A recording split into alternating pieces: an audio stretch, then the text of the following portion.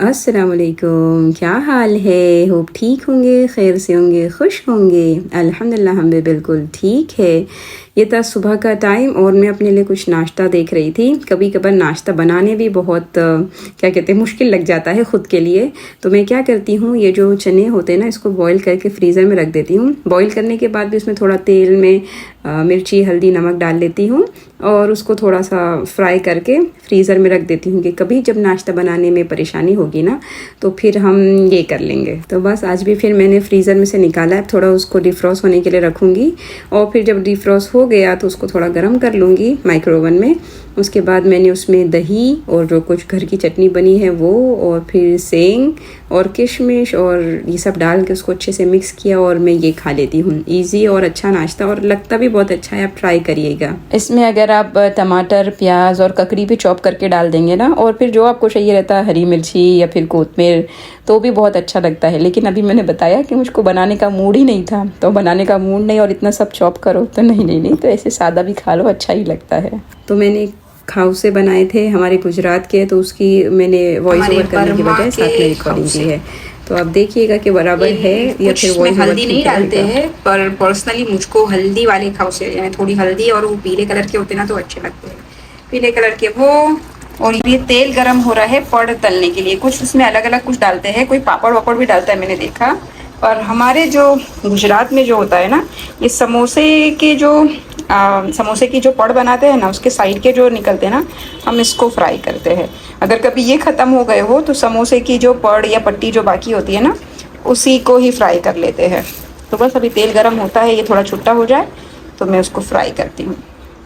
और ये सालन का मसाला भून रहा है। इसमें मैंने क्या हुआ बेटा, हाथ मुड़ धोवा नहीं।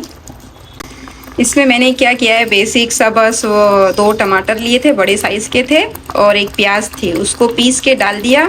तेल को गर्म करने के बाद अदरक, लहसुन और थोड़ा ज़ीरा और फिर वो पिसा हुआ मसाला डाल दिया, और धनिया, मिर्ची, नमक, हल्दी वो सब डाल दिया। अब ये भून जाएगा तो मैं मुर्गी में बताती है, थोड़ा मैंने सिरके और नमक में अभी उसको भी धोती हूँ और फिर बनाती हूँ, डालूँगी उसमें। इसमें डाल दिया है चिकन। अब चिकन डाल के भूनते हैं थोड़ा कि तेल ऊपर आ जाए, तब तक भूनेंगे हम इंशाल्लाह। और ये हमारी पड़ तल रही है और ये तल गई है और मैक्रोनी हो गई है, और फिर अब इंशाल्लाह खाने बैठेंगे तब मिलते हैं। इसमें नहीं, अभी नारियल का दूध बाकी है।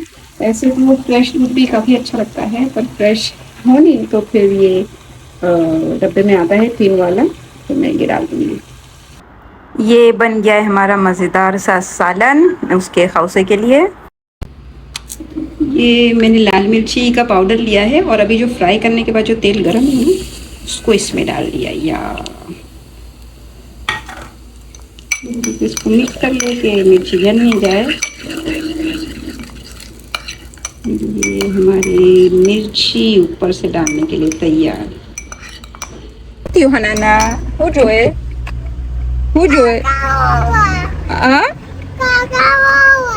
बारबा को अनुलेस पर नहीं मले जो नहीं भाई लोग तियंदा गेला छे पर नहीं मले भाई लोग ने।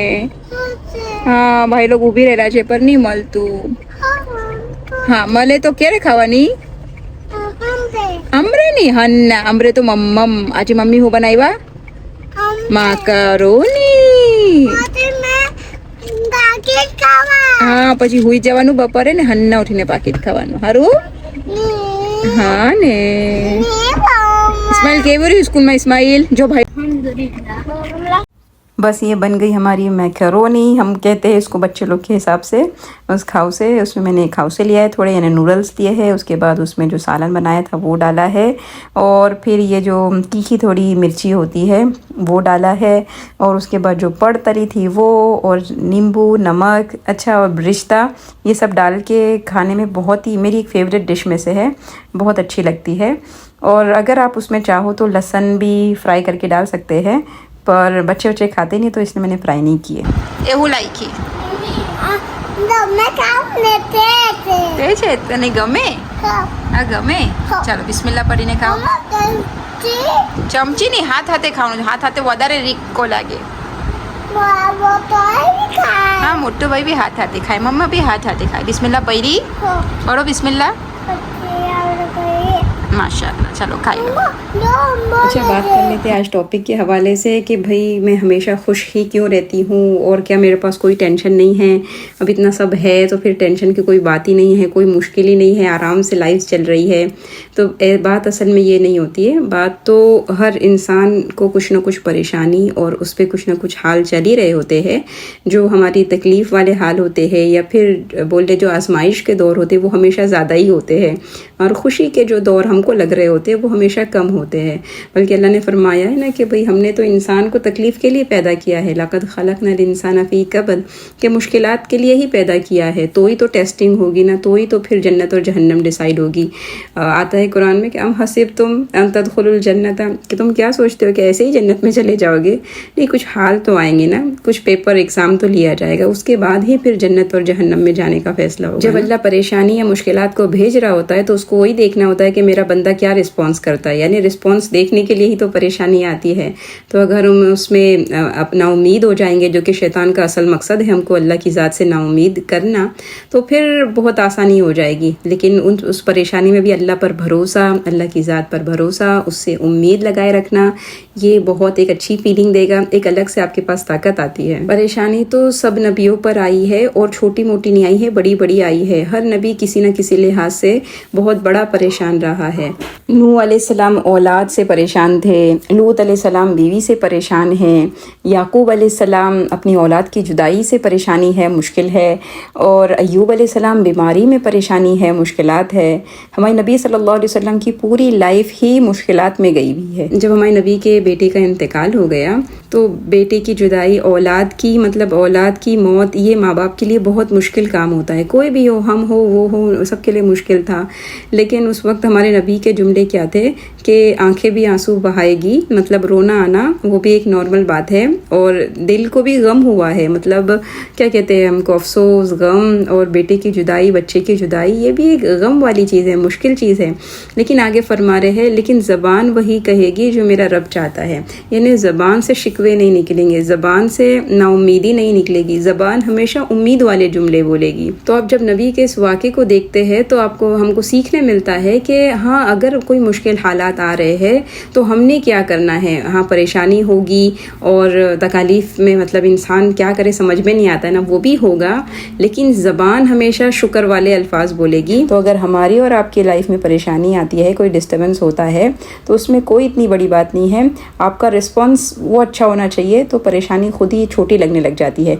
आप उस सिचुएशन को कैसे देख रहे हो या फिर उन हालात को देखा कैसे जा रहा है, तो वो मतलब आपके लिए एक अच्छा सुकून का ज़रिया बन जाता है। तो बस जब भी परेशानी आती है, मुश्किल आती है, तो कोशिश होती है कि भाई नबियों वाला जो मतलब नबियों को तकलीफ़ आई है तो उनका क्या अमल था। हम उस दर्जे के तो नहीं पहुंच सकते, उनके खाक के बराबर भी नहीं है, लेकिन हाँ कोशिश की जाती है, क्योंकि वो हमारे लिए रोल मॉडल है कि उनको देख के हमको सीखना चाहिए। तो मेरी कोशिश होती है, और फिर उससे ऐसा लगता है कि फिर परेशानी कम होती जा रही है। आपकी सोच आपकी परेशानी को बड़ा कर सकती है, छोटा कर सकती है।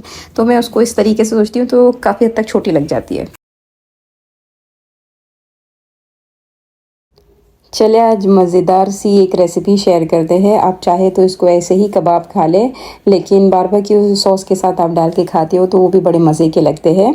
उसके लिए मैंने ब्रेड को और कोतमीर और हरी मिर्ची ये थोड़ा सा मिक्स कर लिया, पीस लिया चॉपर में, और फिर उसके बाद उसमें ब्रिश्ता थोड़ा डाला है और उसको भी अच्छे से मिक्स कर लिया। फिर उसके बाद उसमें कीमा ऐड किया है, ये बड़े का कीमा है वो ऐड किया, और फिर अदरक, लहसुन, नमक और ज़ीरा पाउडर, चाट मसाला, धनिया पाउडर और जो भी आप बेसिक मसाले डालते हैं वो डाल देना है।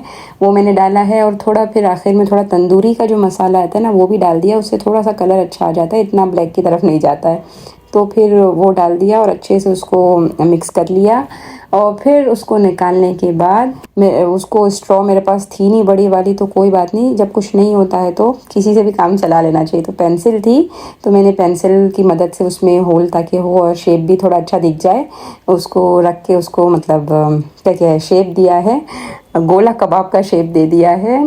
और फिर उसको इस तरीके करती गई। थोड़ा तेल, बहुत ज़्यादा डीप फ्राई भी नहीं करना है, पर हाँ तेल में उसको थोड़े डालती गई। और उसको बहुत टाइम भी नहीं लेगा, क्योंकि ये अगर कीमा का हो ना तो बहुत जल्दी ऐसे गल जाता है। तो बस थोड़ी दोनों जगह पर अच्छे कलर आ गए उतना फ्राई करना है। और फिर एक पैन में मैंने क्या किया है, थोड़ा मस्का डाला है और उसमें बारबेक्यू का सॉस जो आता है रेडीमेड, वो मैंने थोड़ा ऐड किया है। फिर वो सॉस में एक थोड़ा उबाल आ गया और यहाँ पर मेरे कबाब फ्राई हो गए। तो बस मैंने ये कबाब निकाला है, डायरेक्ट उसी सॉस में डाल दिया है। बच्चों को बारबेक्यू सॉस थोड़ा ज़्यादा पसंद है, यहाँ पर बारबेक्यू खाई भी बहुत जाती है। तो ये अगर कबाब ऐसे सादे बनाए तो मेरे बच्चे नहीं खाते हैं, लेकिन हाँ बारबेक्यू के सॉस में बना दे तो बहुत अच्छे लगते हैं उनको। फिर मैंने थोड़े चिप्स फ्राई किए थे, तो चिप्स को रखा है फ्राई करके और उसके ऊपर से ये पूरा कबाब और बारबेक्यू के सॉस के साथ ये डाल दिया और ये बहुत अच्छे कबाब लगते हैं। आप ट्राई करिएगा। होप आज का वीडियो, आज की रेसिपी आपको अच्छी लगी होगी। लगी है तो उसको लाइक शेयर सब्सक्राइब करें। तब तक के लिए अस्सलाम वालेकुम।